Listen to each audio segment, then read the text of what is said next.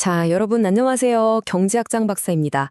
오늘은 경제학이 아주 근본적이면서도 사실 우리 모두의 이야기이기도 한 질문에 답을 한번 찾아보려고 합니다. 바로 어떻게 하면 내가 가진 한정된 돈으로 가장 큰 만족, 가장 큰 행복을 얻을 수 있을까 하는 문제죠. 이걸 좀 유식한 말로 소비자 효용 극대화라고 하는데요. 말이 어렵다고 쫄 필요 전혀 없습니다. 사실 그 해답은 우리 모두의 아주 일상적인 고민 속에 전부 숨어 있거든요. 자, 바로 이 질문에서 한번 시작해보죠. 상상해보세요. 여러분 지갑에 딱 10,000원이 있습니다. 이걸로 점심을 해결해야 해요. 그런데 눈앞에 김밥, 라면, 샌드위치, 떡볶이, 커피, 선택지가 너무 많죠? 이때 우리는 뭘, 그리고 얼마나 사야 가장 만족스러운, 가장 행복한 점심 식사를 할 수 있을까요? 바로 이 지극히 평범한 고민이 오늘 우리가 파헤쳐볼 경제학 원리의 핵심입니다. 자, 그럼 이 거대한 질문에 답을 찾기 위해서 우리 오늘 어떤 길을 따라갈지 한번 볼까요? 먼저 우리 모두가 겪는 예산과 선택이라는 딜레마를 들여다볼 거고요. 이걸 분석하기 위한 두 가지 핵심 도구를 꺼내보겠습니다. 첫 번째는 현실의 벽인 예산선, 두 번째는 우리의 욕망을 보여주는 무차별 곡선이죠. 그리고 이 두 가지를 합쳐서 최고의 지점을 찾아내고 그 안에 숨겨진 비밀 공식까지 파헤쳐볼 겁니다. 마지막으로는 이 원리가 우리 삶에 얼마나 넓게 적용될 수 있는지 생각해보면서 마무리하겠습니다. 네, 우리의 모든 선택은요, 사실 두 가지 힘이 팽팽하게 맞서는 것에서부터 시작됩니다. 바로 우리가 가진 예산이라는 냉정한 현실과 우리가 원하는 선호라는 뜨거운 욕망이죠. 경제학은 바로 이 두 가지 힘을 분석할 수 있는 아주 명쾌하고 강력한 도구를 우리에게 줍니다. 왼쪽은 뭐냐? 바로 현실의 영역입니다. 내 지갑 사정, 내가 감당할 수 있는 것들을 말하죠. 오른쪽은요? 욕망의 영역입니다. 내가 무엇을 더 좋아하는지, 내 마음이 끌리는 것들을 나타내죠. 결국 우리의 모든 선택은 이 둘을 어떻게 조화시키느냐의 문제입니다. 자, 그럼 먼저 우리의 현실부터 한번 명확하게 선을 그어보죠.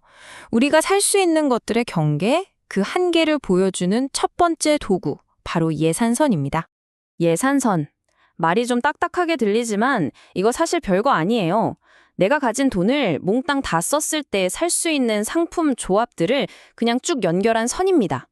예를 들어 볼까요? 10,000원으로 1,000원짜리 콜라랑 2,000원짜리 피자 조각을 산다고 해보죠. 콜라만 사면 10개 살 수 있죠. 피자만 사면 5조각 살 수 있습니다.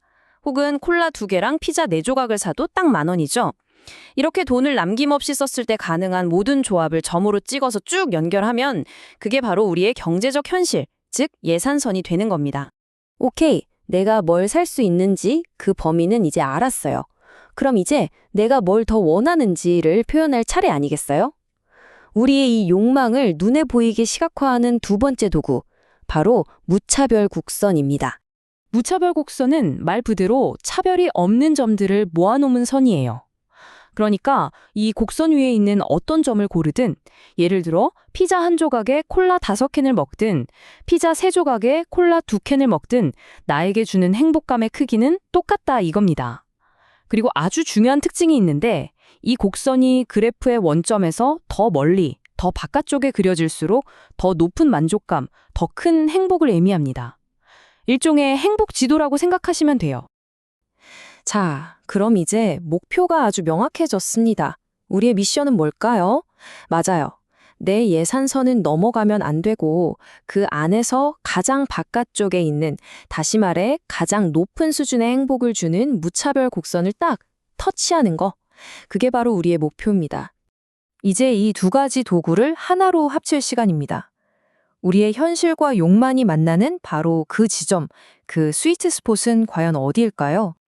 자, 이 그래프를 한번 보시죠. 이 직선이 내 예산, 즉 현실이고요.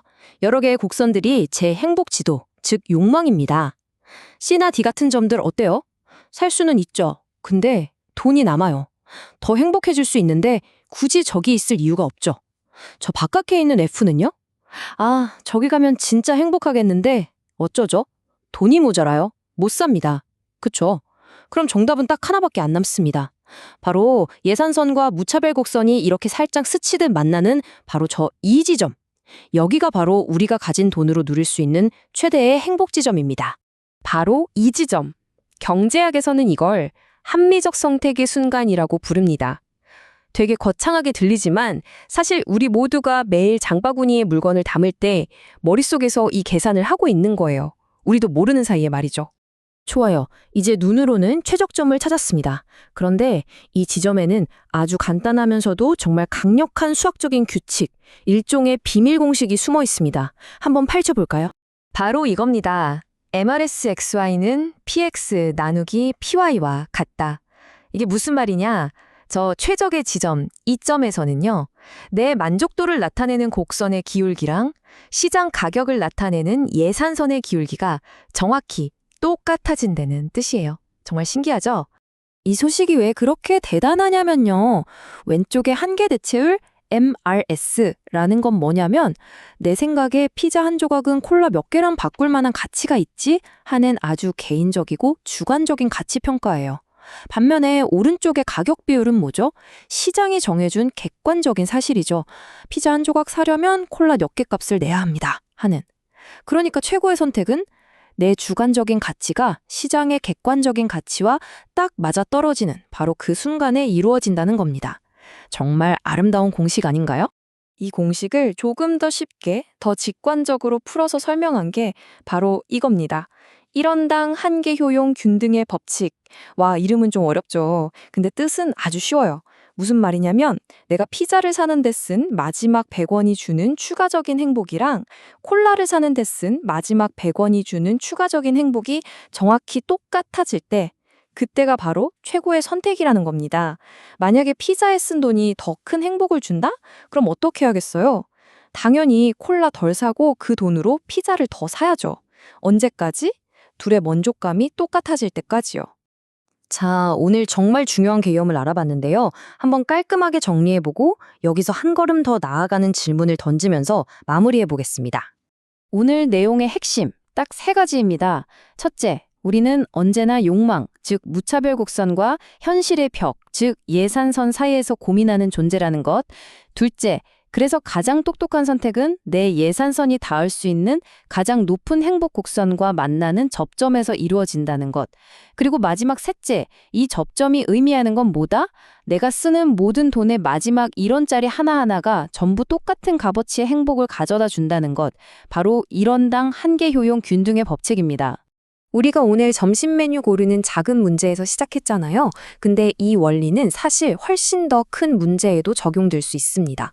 실제로 노벨 경제학상을 수상한 게리 베커 같은 학자는 심지어 자녀를 몇 명 낳을 것인가 하는 엄청난 문제까지도 이 효용 극대화 모형으로 분석을 했거든요. 자, 그렇다면 여러분의 인생에서 가장 중요한 결정들, 예를 들면 진로나 결혼 같은 것들도 결국은 이 효용 극대화 원리로 설명될 수 있을까요?